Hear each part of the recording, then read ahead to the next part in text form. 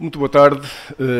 A tarde já vai longa e eu vou tentar cumprir aquilo que me pediram, portanto, encurtar a minha apresentação. Antes de mais, queria cumprimentar todas e todos, agradecer à organização o convite que fez à Câmara Municipal de Vila Real para estar presente e dizer que é um gosto estar neste painel. Aliás, como é um gosto estar em diversos painéis que tenho vindo a participar nestas temáticas. Antes de mais porque encontram-se sempre caras conhecidas. E até me apetece dizer que isto é quase uma missão de sacerdócio. Nós já andamos nisto há muitos anos e de facto, temos que ter tempo para pregar as nossas homilias aos nossos concidadãos que ainda não estão convencidos dos benefícios das novas mobilidades. Eu, por exemplo, em Vila Real, fruto, digamos, das obras que vimos fazendo, já começo a ser apelidado pelo ditador dos passeios. E eu vou falar com essas pessoas, e tento convencê-las que não, que é necessário alterar o paradigma das cidades e alguns convenço-os, outros não os convenço, mas no fim, não digo isso, digo só para mim, desejo que eles vão em paz e que a nova mobilidade os acompanhe. É isso que eu tento sempre fazer, é o meu desejo para aqueles mais céticos nestas matérias. Eu venho falar um bocadinho sobre a concertação de políticas no processo de planeamento de mobilidade em Vila Real. Algumas coisas que eu vou dizer aqui já foram ditas aqui pelos meus antecessores, mas de facto eu tenho, isto não estava combinado, portanto eu tenho que fazer a minha apresentação. Isto está ligado?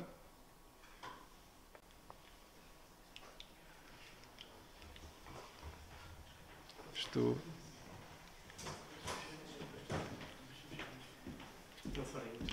já está. Ok. Muito bem. Pronto. Isto que está neste primeiro texto refere uma coisa que nós já falamos aqui, que hoje em dia um dos grandes desafios que se coloca ao poder político é de facto compatibilizar a definição de uma estratégia de médio e longo prazo com a materialização de ações que promovam as desejadas dinâmicas de mudança. Isto tem um impacto acrescido em sociedades onde valorizam mais a vivência do presente em detrimento, digamos, de uma melhor vida futura. E, de facto, nós temos que lidar com estas situações. Isto é uma tarefa que deve começar, num primeiro momento, pela promoção da necessária articulação entre as políticas de planeamento urbano com as políticas de mobilidade e transportes, mesmo conscientes que o planeamento é um processo que, por melhor que seja, não consegue transformações imediatas. E é um processo que não se esgota em meia dúzia de anos, como aqui já foi dito, que requer coragem, que requer resiliência, requer firmeza nos objetivos e flexibilidade na estratégia. Esta última frase é muito importante neste domínio, porque, de facto, sem firmeza nos objetivos e flexibilidade na estratégia, dificilmente se consegue, muitas vezes, atingir os objetivos que queremos atingir. Bolas. Eu, quando falo nestas matérias, vem-me sempre à lembrança uma música do José Mário Branco, que diz: eu vim de longe, de muito longe, o que eu andei para aqui chegar. De facto, nós já vimos de muito longe.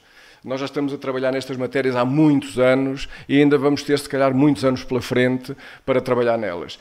E há mais de 30 anos, nós vivíamos num ambiente de exclusão. Todos os utilizadores do espaço público estavam praticamente excluídos e o carro, pura e simplesmente, era o rei. Depois, numa fase seguinte, passamos para a segregação. Portanto, quando as cidades começaram a expandir e as taxas de motorização começaram também a acelerar, houve que criar condições para que os cidadãos pudessem atravessar arruamentos que, por força da criação das vias rápidas, das autoestradas que esventraram muitas vezes as cidades, de facto, foi necessário recorrer a estes sistemas para, de facto, criar alguma coesão.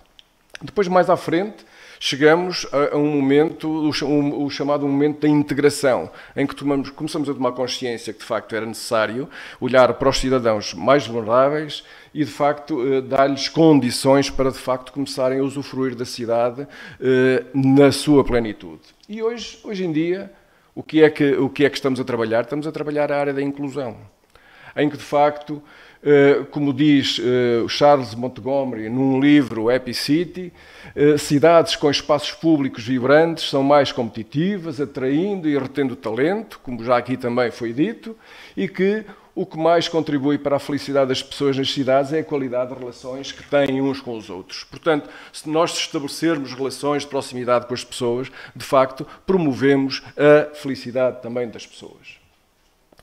Vamos falar um bocadinho agora sobre Vila Real, rapidamente. Algumas especificidades da cidade de Vila Real, não vou falar em muito sobre a cidade, precisamente para aguçar um bocado o apetite, para poderem visitar a cidade e ver o que é que estamos lá a fazer.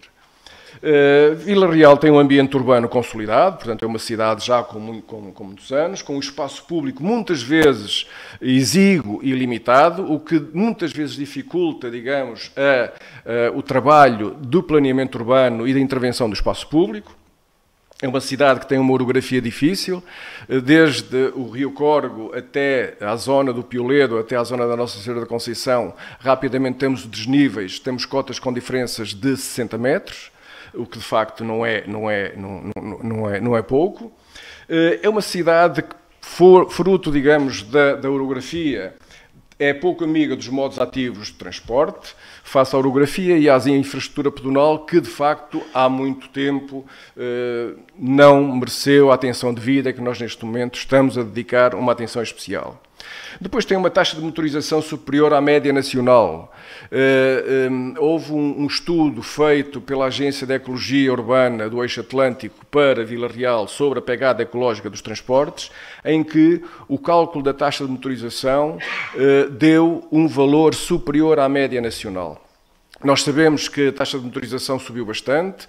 Segundo os dados da Pordata, salvo erro, em 1990 era de cerca de 185 veículos por 1000 habitantes e em 2019 esse valor era cerca de 530 veículos por 1000 habitantes. Vila Real, penso que está ligeiramente acima deste valor, o que de facto traz-nos bastantes complicações, nomeadamente quem tem o pelouro de gerir a mobilidade, o trânsito, os transportes e essas coisas todas.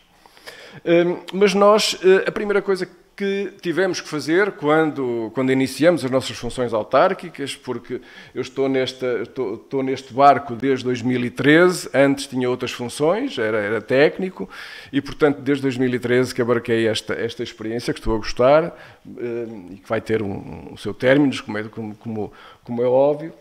Mas a primeira coisa que eu entendi que se devia perguntar é que cidade é que nós queremos ter no futuro. Porque, de facto, trabalhar em mobilidade, trabalhar em transportes, trabalhar nestas matérias todas, sem sabermos que tipo de cidade queremos, acho que é um contrassenso. É aquilo que este painel também fala, mas não é o caso concreto, é a introdução de medidas avulso. Não é?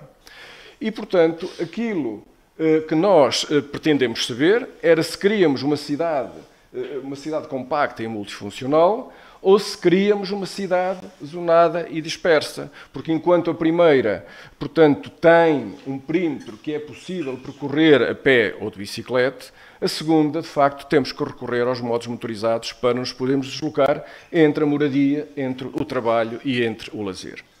Então, a primeira coisa que tivemos que fazer e tivemos que decidir foi mandar elaborar o plano de urbanização da cidade de Vila Real. Porque é um elemento estruturante que permite depois avançar com os outros planos todos, planos setoriais, e que vamos ver também de seguida. Mas este plano de urbanização contou com um conjunto de inputs, nomeadamente de equipas multidisciplinares, nomeadamente de estudos de definição de políticas e princípios de um sistema de estacionamento público, porque não nos podemos esquecer que uma política coerente de estacionamento é um instrumento fundamental da política de mobilidade.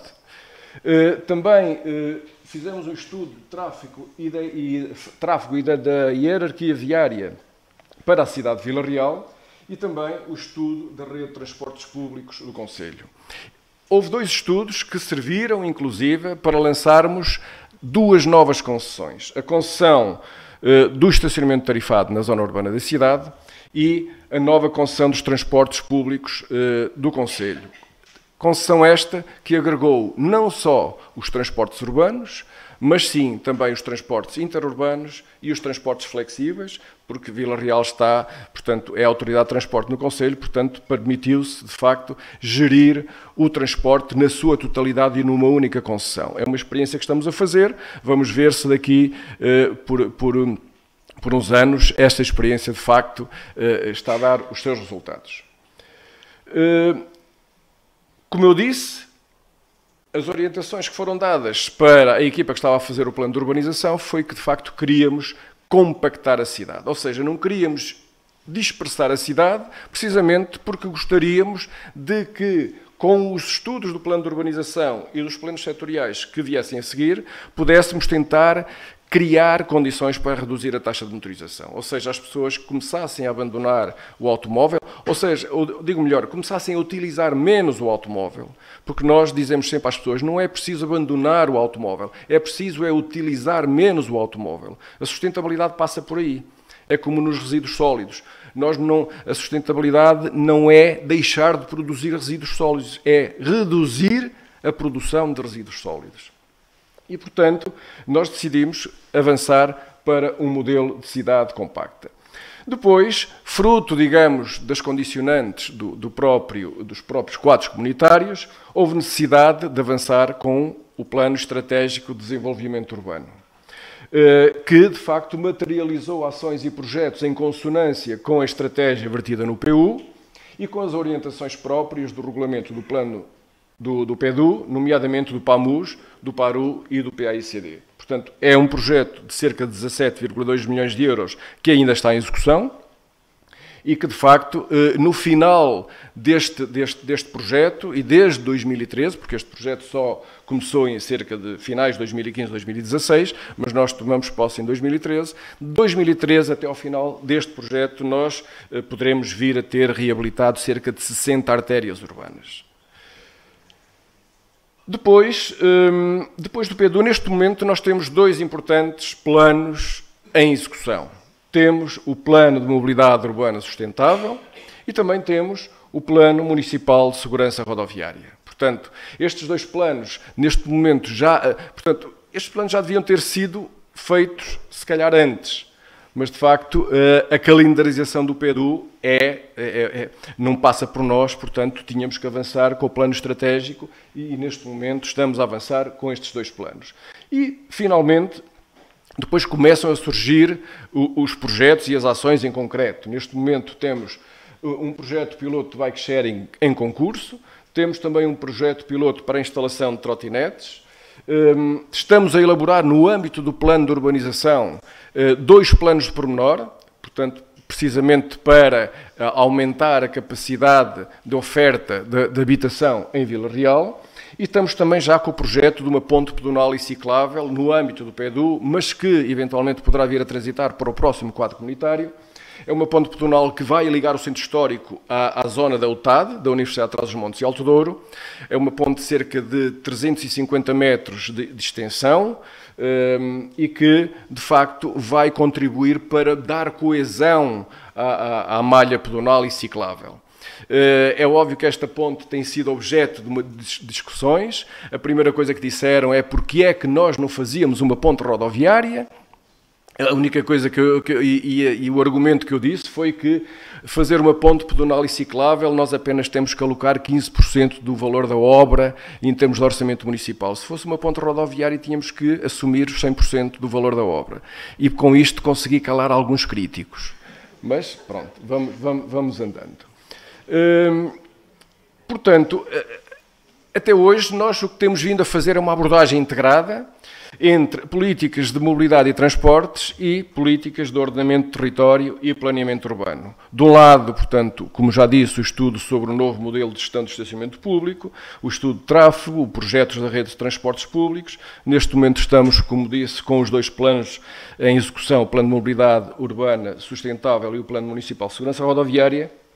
E também, do lado do ordenamento de território, elaboramos o plano de urbanização, estamos neste momento a rever o plano diretor municipal, elaboramos o plano estratégico de desenvolvimento urbano e estamos a elaborar 2 importantes planos pormenor. O primeiro deles com uma capacidade de criar cerca de 550 fogos, 550 novos fogos, que de facto para Vila Real é bastante importante no sentido de também tentar baixar um bocadinho os custos da construção.